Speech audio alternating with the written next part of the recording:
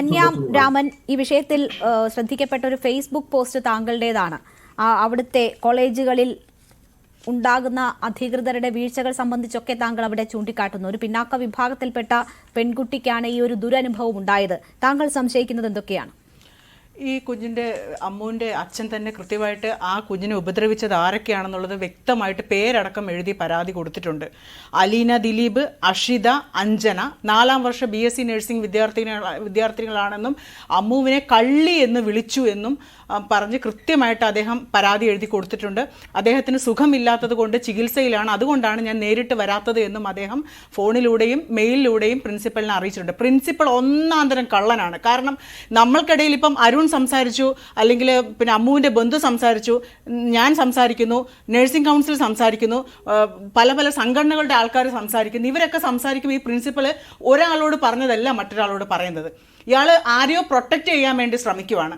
അമ്മുവിനെ ഗുരുതരമായി, അമ്മുവിനെ പോലെ വീട്ടിൽ നിന്ന് അച്ഛൻ്റെയും അമ്മേൻ്റെയും സ്നേഹവും ലാളനയും പരിലാളനയും കിട്ടി നാളെ പഠിച്ച് നല്ലൊരു പ്രൊഫഷണൽ ആകാനുള്ള ഒരു കുട്ടി ആത്മഹത്യ ചെയ്യുന്നത് ഞാൻ ഒരിക്കലും വിശ്വസിക്കുന്നില്ല.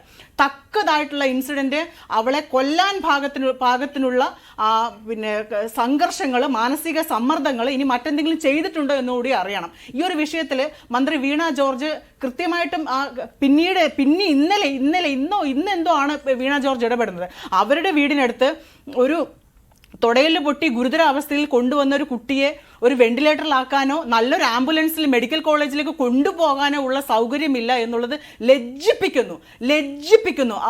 ആരോഗ്യവകുപ്പ് മന്ത്രിയാണ് ഈ ഒരു കാര്യത്തിൽ നിങ്ങൾ ലജ്ജിക്കണം മന്ത്രി എന്ന് തന്നെ പറയും. കാരണം നഴ്സിംഗ് കൗൺസിൽ പോലെയുള്ള സംഘടനകൾ, സർക്കാരിന് കീഴിലുള്ള സംഘടനകൾ ഓരോ നഴ്സിംഗ് സ്ഥാപനങ്ങളിലും പോയിട്ട് കുട്ടികൾക്ക് ബുദ്ധിമുട്ടുണ്ടോ, അവിടെ പഠന സൗകര്യമുണ്ടോ, ലാബുണ്ടോ, ഇവർക്ക് പ്രാക്ടിക്കൽ എക്സ്പീരിയൻസിന് സൗകര്യമുണ്ടോ, ഇതെല്ലാം അന്വേഷിക്കുന്നതായിരുന്നു നഴ്സിംഗ് കൗൺസിൽ പോലെയുള്ള സംഘടനകൾ. അത്തരം സംഘടനകളുടെ പ്രവർത്തനങ്ങൾ ഈ സർക്കാർ പൂർണ്ണമായിട്ടും സ്റ്റോപ്പ് ചെയ്യിപ്പിച്ചു. അത് ഈ നഴ്സിംഗ് ഇൻസ്റ്റിറ്റ്യൂഷൻസിന്റെ ആൾക്കാരുടെ ആ പൈസയുടെ ബലത്തിലും ഇവർ കാണിക്കുന്ന തോന്നിയവാസങ്ങൾ നഴ്സിംഗ് കൗൺസിൽ കണ്ടുപിടിക്കുന്നത് കൊണ്ടും ഇത്തരത്തിലുള്ള ഈ നഴ്സിംഗ് ഇൻസ്റ്റിറ്റ്യൂഷൻസിന്റെ ഗ്രൂപ്പ് ഉടമകൾ സമ്മർദ്ദം, അവർ രാഷ്ട്രീയ സമ്മർദ്ദം കൊടുത്തുകൊണ്ടാണ് ഈ നഴ്സിംഗ് കൗൺസിലിന്റെ ഒക്കെ പ്രവർത്തനം അവസാനിപ്പിച്ചത്. അപ്പൊ ഇതിനകത്തൊക്കെ എന്ത് നടക്കുന്നു എന്നുള്ളത് പുറത്തേക്ക് പോലും അറിയാൻ പാടില്ല. ഇനി ആന്റി റാഗിംഗ് സെല്ലല്ല, പോലീസല്ല, പ്രിൻസിപ്പൽ അല്ല, ഇനി ആരുണ്ടായിട്ട് എന്ത് കാര്യം? അമ്മുവിന്റെ ജീവൻ നഷ്ടപ്പെട്ടു, അമ്മുവിന്റെ കുടുംബത്തിന് മാത്രമാണ്. സിദ്ധാർത്ഥ മരിച്ചിട്ട് കൊന്നിട്ട് കുറച്ച് നാളുകളെ ആയിട്ടുള്ളൂ. അപ്പോഴും നമ്മൾ പറഞ്ഞു ഇനി ഒരു ഒരെണ്ണം സംഭവിക്കാതിരിക്കട്ടെ പറഞ്ഞ് നമ്മൾ ഉറങ്ങി എണീച്ചില്ല. അതിനു മുമ്പേ അമ്മുവിന്റെ മൃതദേഹമാണ് നമ്മുടെ മുമ്പിൽ കിടക്കുന്നത്. അപ്പൊ ഇത്തരത്തിലുള്ള സ്ഥാപനം സർക്കാരിന് കീഴിലുള്ള സഹകരണ സ്ഥാപനമാണെന്ന് ഓർക്കണം. ഇതിനു മുമ്പേ മറ്റൊരു SME സ്കൂളിൽ ഒരു പെൺകുട്ടിയെ റേപ്പ് ചെയ്ത കേസ് വരെ ഉണ്ടായിട്ടുണ്ട്. അപ്പൊ എത്ര ശ്രദ്ധ ഈ സ്ഥാപനങ്ങളൊക്കെ ഈ കുഞ്ഞുങ്ങൾക്കും അല്ലെങ്കിൽ പഠിക്കാൻ വരുന്നവർക്കും അല്ലെങ്കിൽ ഇപ്പോഴത്തെ കുട്ടികളിൽ പലതരത്തിലുള്ള കുറ്റകൃത്യ വാസനകളുണ്ട്. അതാണ് ഈ അലീന ദിലീപിന്റെ ഒക്കെ പേരിൽ അവിടെ ആ കുറ്റകൃത്യത്തിൽ അവർ പങ്കാളികളാണ്.